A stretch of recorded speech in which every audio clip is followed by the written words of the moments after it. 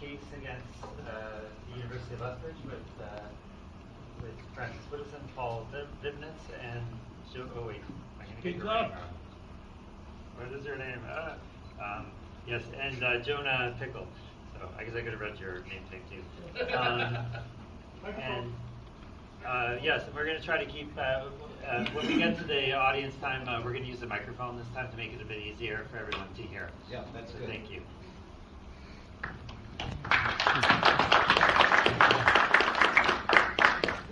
Thank you very much, Robert. Thanks very much for allowing us to talk to you today about an incredibly important case that is unfolding in Alberta. And the way we've divided the labor is that I'm going to provide you with sort of an overview of the legal situation. I'm not a legal expert, but I have done a little bit of research on some of the legal background to the case.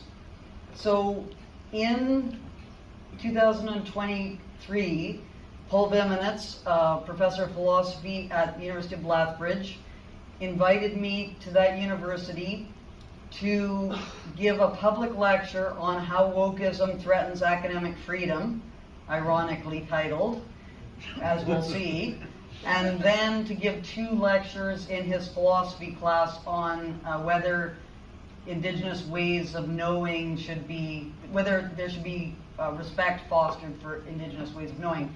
Those 2 classes went ahead, but the public lecture, when it was advertised, a whole bunch of activists started to mobilize against it being presented.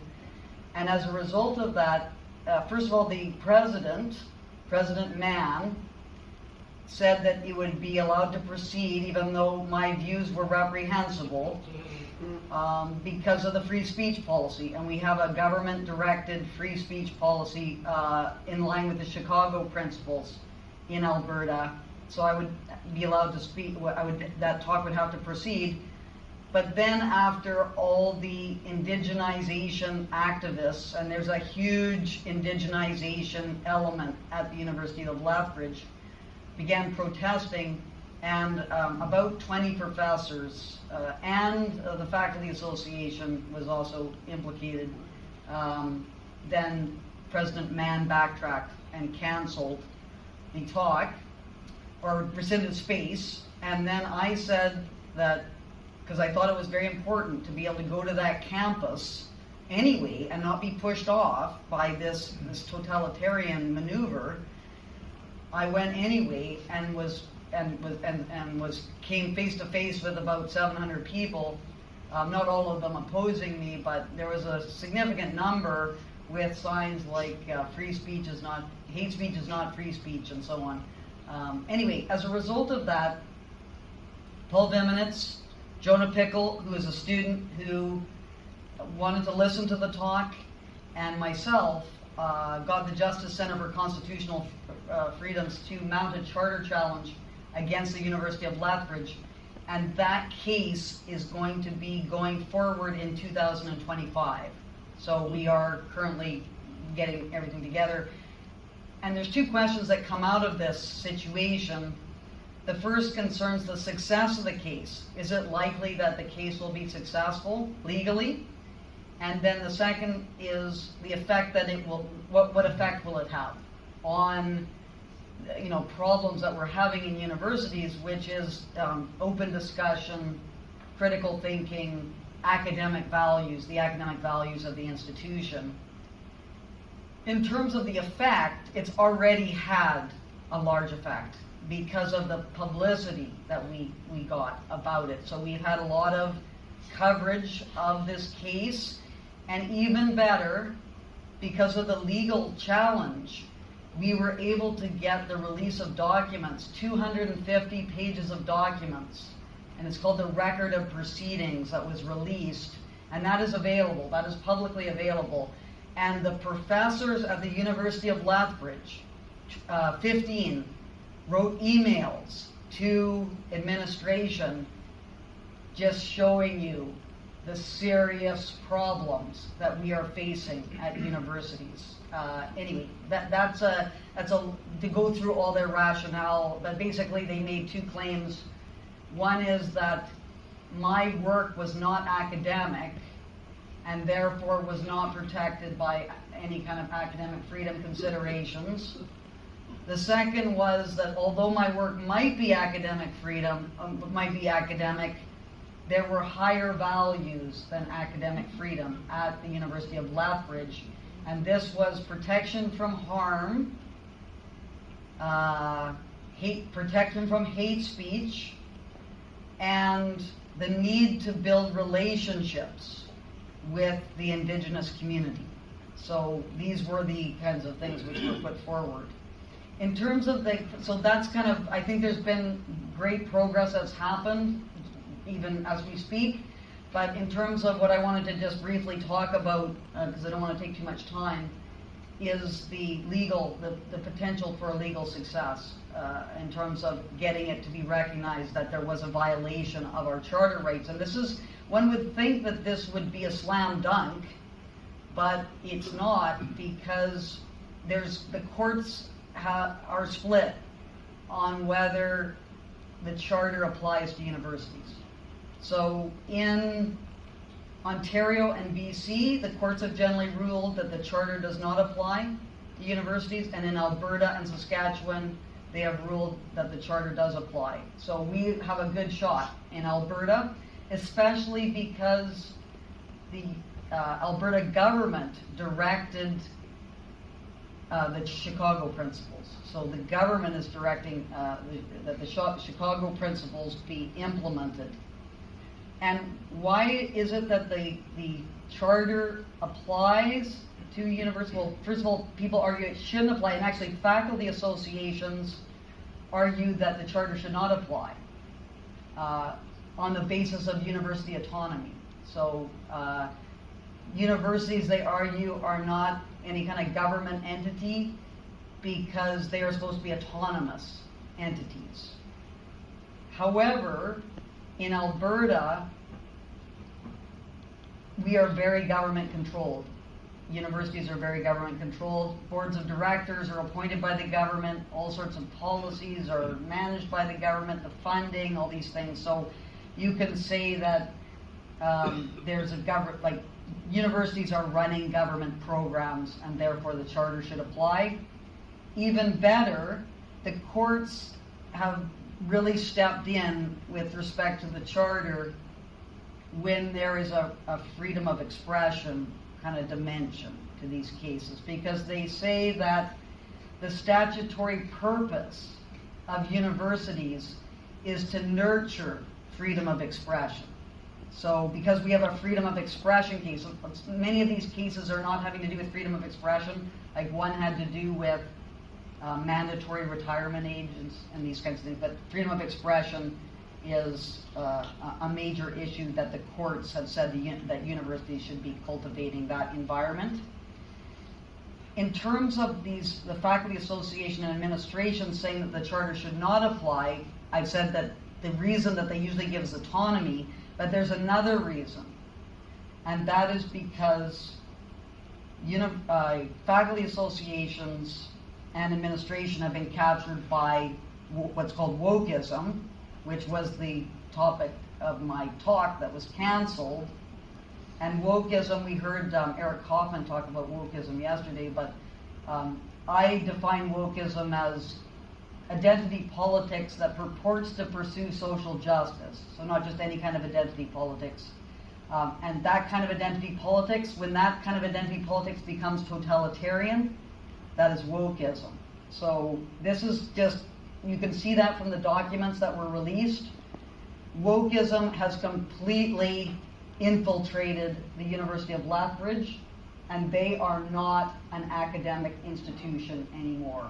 It is just shocking how there is a complete lack of respect for any academic type of discussion around Indigenous policy, especially the area of the residential schools. The residential schools, you must basically affirm that the residential schools are genocidal, if you don't do that, you shouldn't be allowed to speak on campus, because that is harmful, that re-traumatizes Indigenous survivors of residential schools. It's hate speech, all these sorts of things. And the best representative of this position is a women and gender studies professor whose name is Carolyn Hodes. And she wrote a piece in a journal appropriately titled Feminist Asylum, which goes into all of her arguments about this case. And I highly recommend looking into Carolyn Hodes, because she, unlike other people, she doesn't know when to shut up, and she keeps on talking even when it is showing that she is just the most irrational person that you can possibly imagine. So we are going to be pursuing this on the freedom of expression, that the university should be nurturing freedom of expression. That's going to be the nature of the case. And the courts have really spelled out their rationale for why they think freedom of expression is important. And it's important for the pursuit of truth, its societal value, for the pursuit of truth, and for political speech. It's highly valued for democratic principles, and also is valued for self-fulfillment. So the fact that the University of Lethbridge is not nurturing freedom of expression has massive implications, not just for freedom of expression, but for academic freedom at the University of Lethbridge.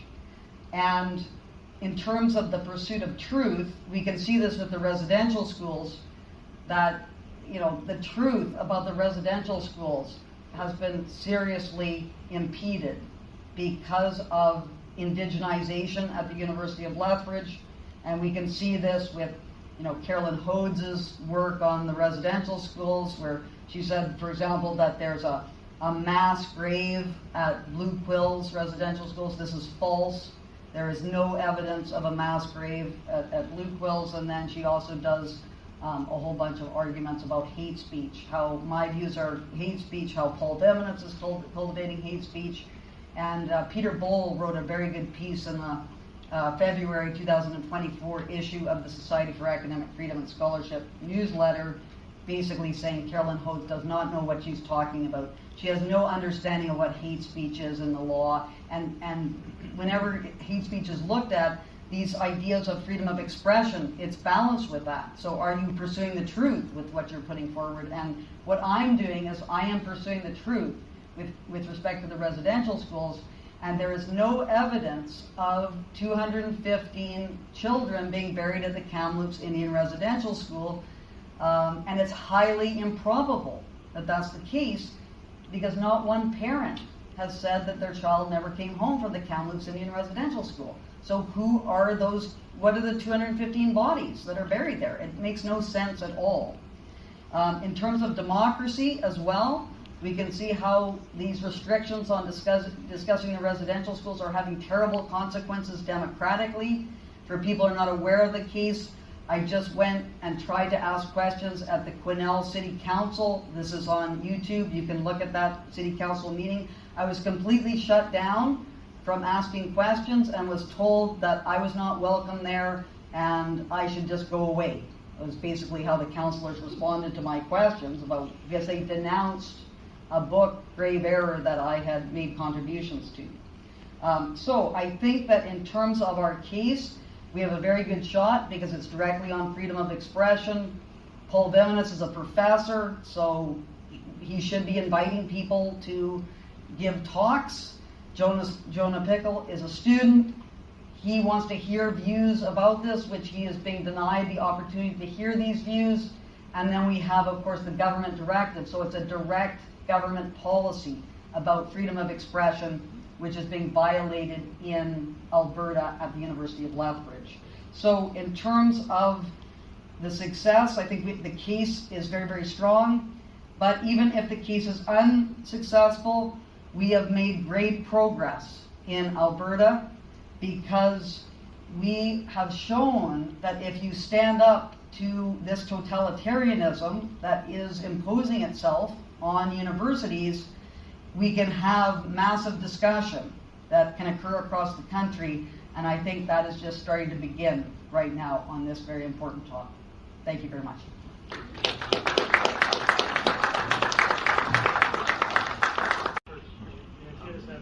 No. Oh, and, okay, we'll go with Andrew then.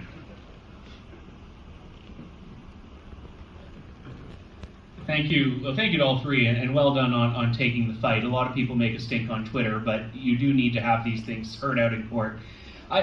My issue with your proposal, Paul, and I'll set aside the moral and strategic elements, because I think those are more normative in nature, but I'm having difficulty with your premise that the people behind these are not fully willing, if not eager, to have their names attached to them. And I think that there is a tremendous amount of institutional support from the media, from the academic establishment behind canceling, and I think they are very, in most cases, eager and passionate to be responsible for that. So I don't see how putting their name on a list would disincentivize that behavior. You may well be entirely right, and I acknowledge that I could be completely wrong about this. And in which case, in which case I guess it would backfire, or it wouldn't backfire, it just wouldn't do any work, right? And might even do the kind of, I'm just guessing that there might be enough of people who are just a little bit reluctant, because of course you don't know which way the winds are going to blow, right? It might be the case, right, that 5 years from now the winds blow in the opposite direction. That registry still sits there, and they're going to say, "Oh shit, you know what? My name is on it." So I'm not. You may well be right, and I acknowledge that. But on the other hand, I figure there's no harm done. Right? I guess that's the argument.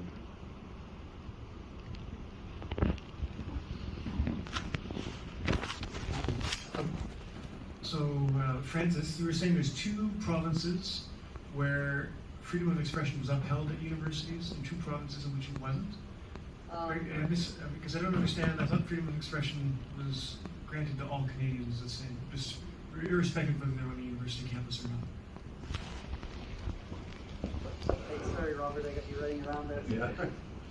Yeah. It's about the application of the charter to universities. So in Ontario and British Columbia, the courts have made decisions that the charter does not apply to universities, but those cases, I believe, did not involve freedom of expression. So what you have to show, because the charter only applies to government, you have to show that this situation where you're trying to use the charter can be directly linked to some kind of government function. And just to give you an example, I can't remember which, it might have been Ontario, the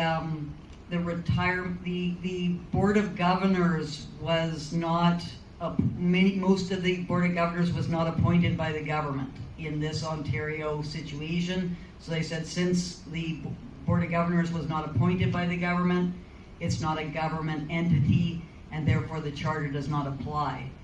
If there had been a situation about freedom of expression, like a violation of freedom of expression, then that would have been another kind of testing process to see whether it would be a government program.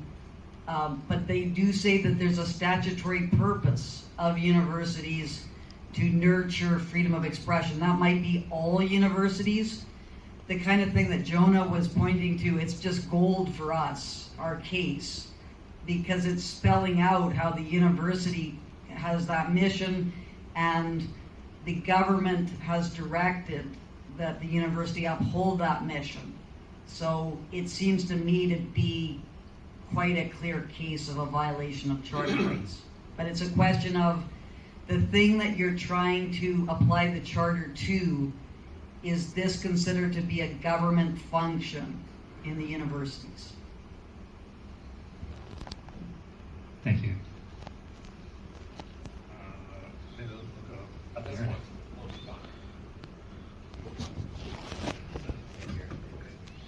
I think, Andrew, one bit of evidence that might challenge your assumption and support Paul's idea is the fact that, as I recall, looking ahead to the election of Glenn Youngkin as governor of Virginia, you had all those moms came out and organize a very strong opposition to the induction of CRT-based curriculum into the high school.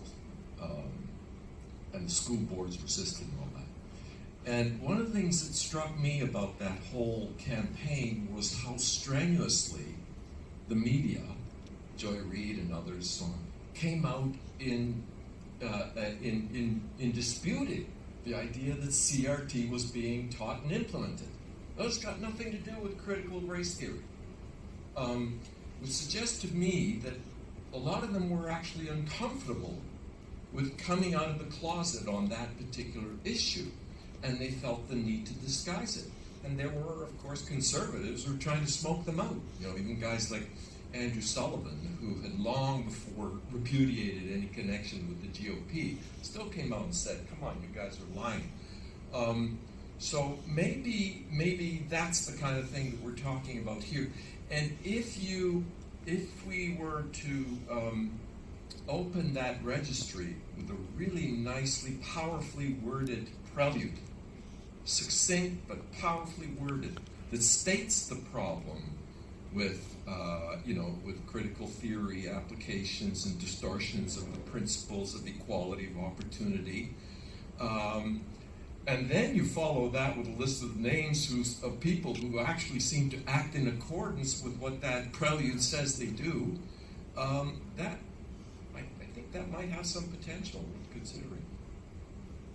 Can I just say one thing to that? Is that part of my proposal is that we not do it, or suggest, that is to say, to make the registry.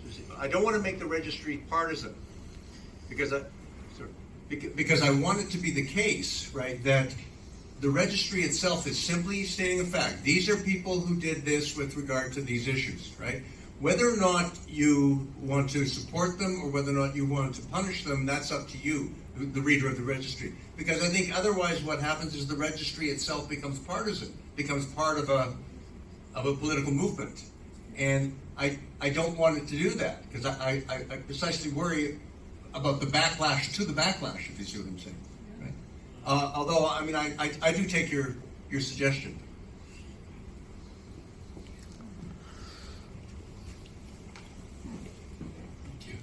In 2018, Lindsay Shepherd invited Francis Whittleson to come speak on whether indigenization adversely affected academic freedom at Laurier, and the university implemented a security fee policy about a week before her arrival, charged Lindsay $5,000. Lindsay was such a rock star at the time that she crowdfunded it in days.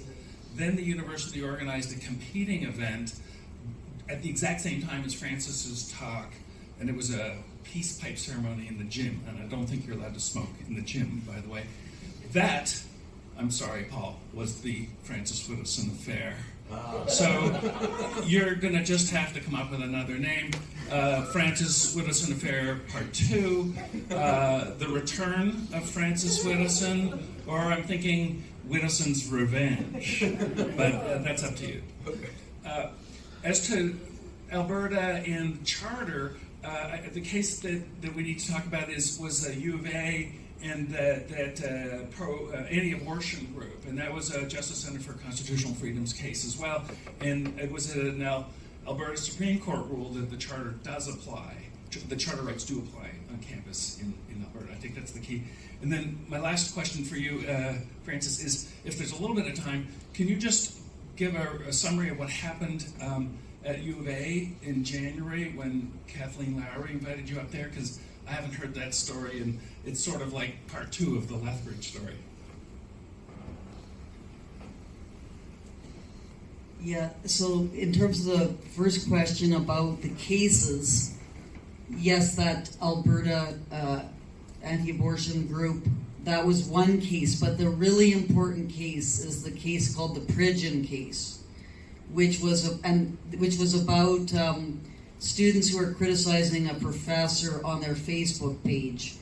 And that case is very, very important because there was a judge in that case who spelled out why it's very important for universities to nurture freedom of expression. So she really spent a lot of time in that case showing how it was a very important function of universities. So the other judges, they didn't really talk. They were like, that's what happens often in these cases, is that there's different things that judges look at to make their decision, and the other judges were looking at administrative matters. But this one judge really went into detail on that. So that is really the very, very significant case.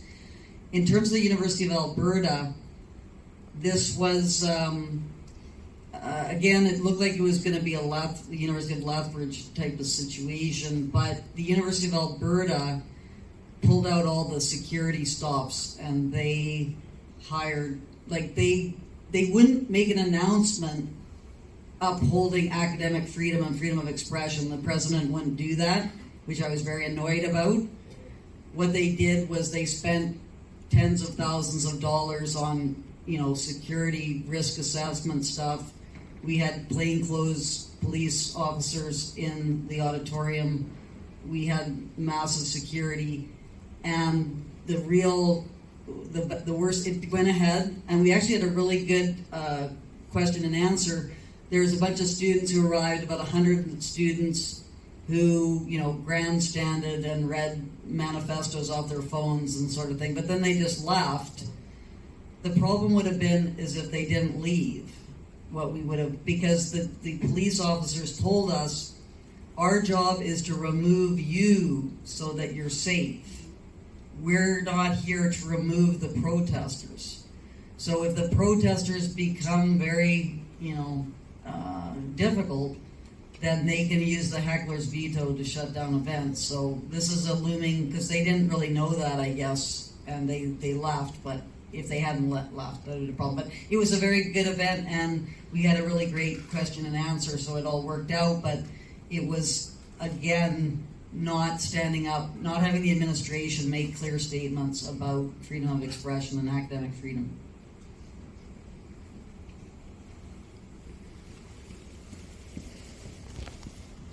Yes, thank you. I'm quite sympathetic to Paul's proposal, because I'm wondering if there isn't a similar thing playing out right now in the U.S., given all the students and some staff that are involved in the anti-Semitic, anti-Israel protests, and then when they suffer repercussions, such as law firms saying, don't bother applying to our firm now that you have your name on this petition, all of a sudden they're shocked.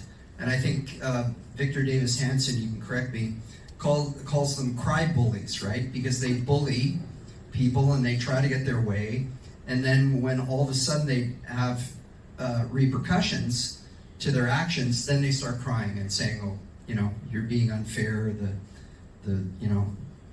So anyhow, I'm just curious whether you aren't seeing some of those same things playing out right now.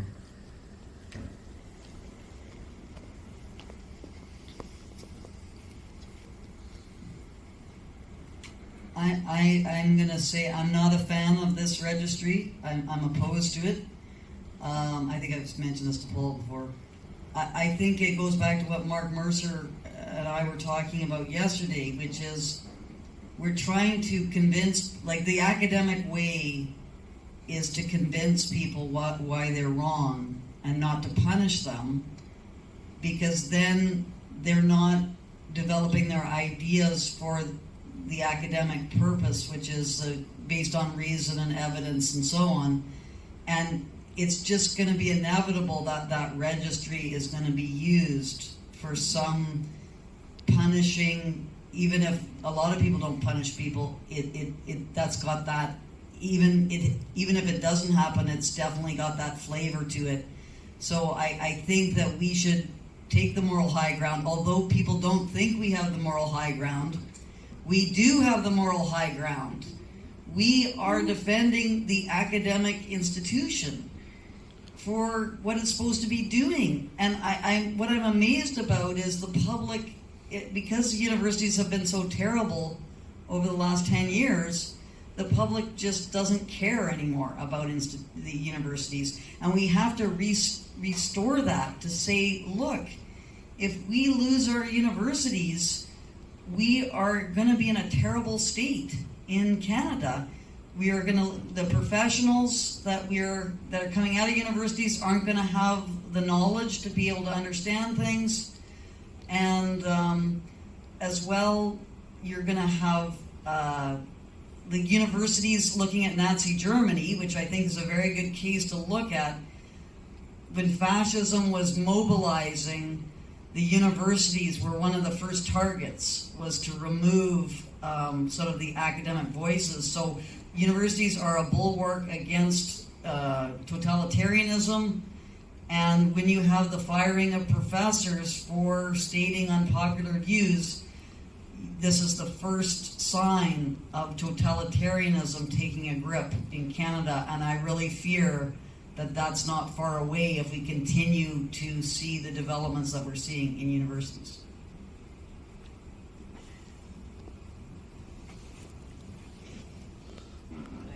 Thank you all for the presentation. I have a question for Jonah. First of all, I want to commend you for being part of this case so early in your academic career. I think that's it's inspiring that. Or the end of his academic career. That could be too.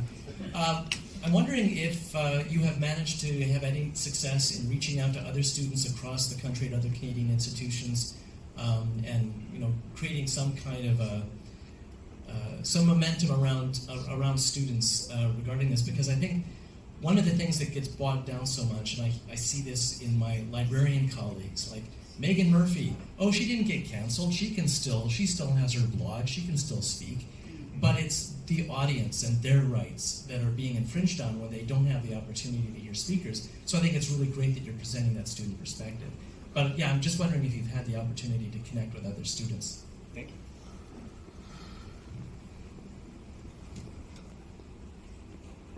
Personally, no, I haven't.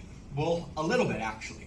The students that I came in contact with that seem to be the most interested or concerned about what's happening with free speech and freedom of expression on campuses are actually the conservative students. And it's the people attending conservative club meetings that will bring up these concerns and believe that there's a problem with what's going on.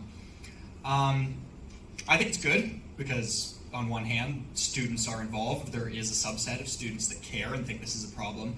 But on the other hand, people are going to believe that it's a partisan issue and that it's only the conservative students that are standing up for freedom of expression on campus. And that's because, whatever, they're bigoted,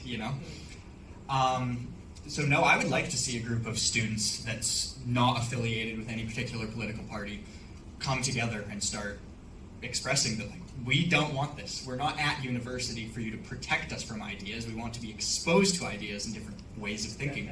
Yeah, that's what I think. Thank you.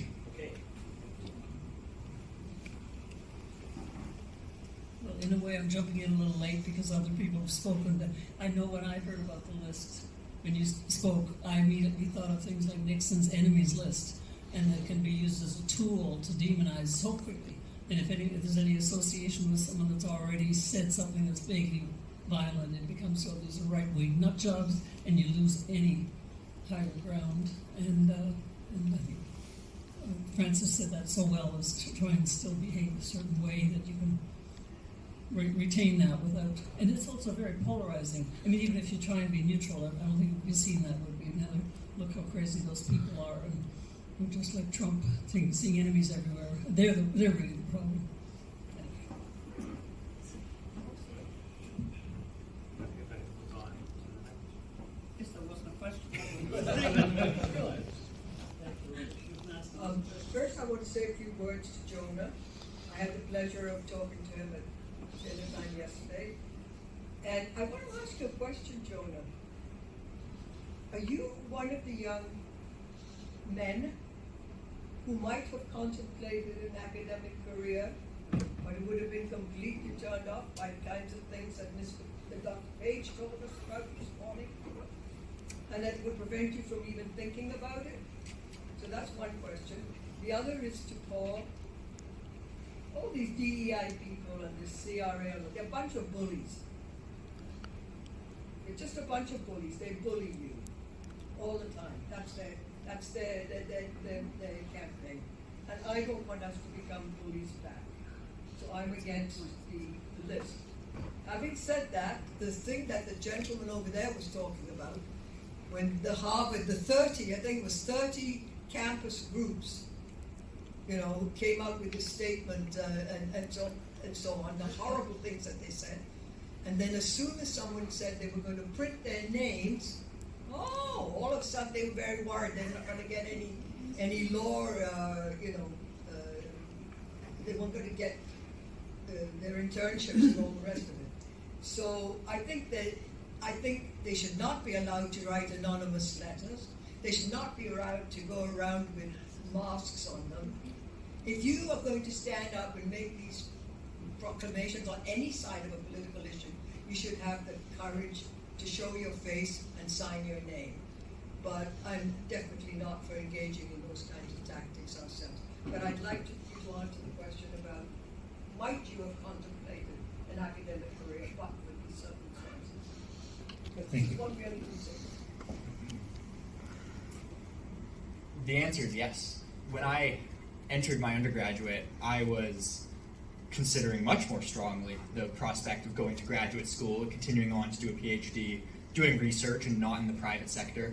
But now, after just 4 years of my undergraduate, I'm thinking I want to get away from the universities. I couldn't imagine myself spending 40, 50, 60 years at the University of Lethbridge surrounded by these people and the lack of intellectual humility.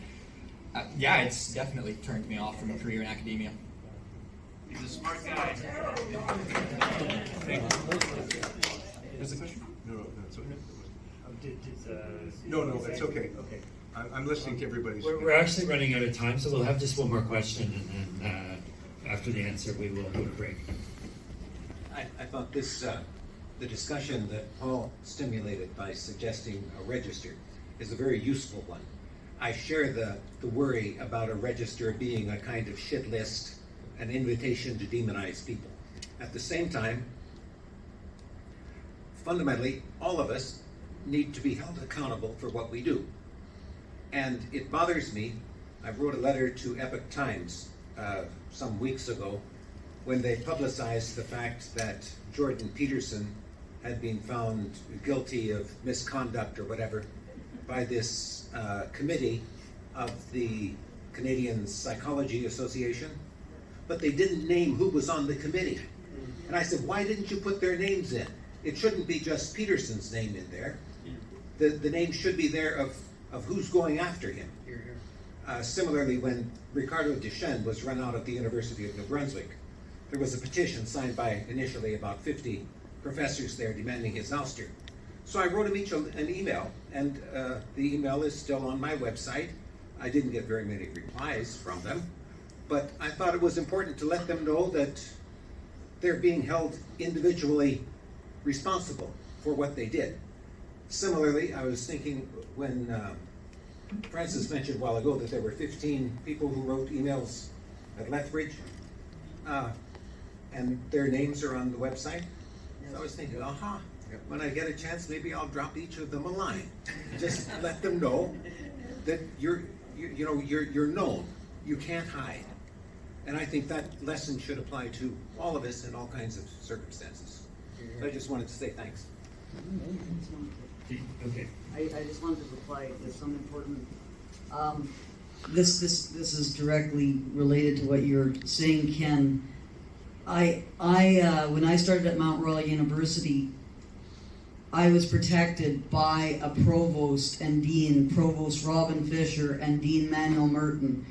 And Robin Fisher, who was a very, very strong academic and really understood what a university was about, a member of the Students Association wrote him an email demanding some kind of punishment for me.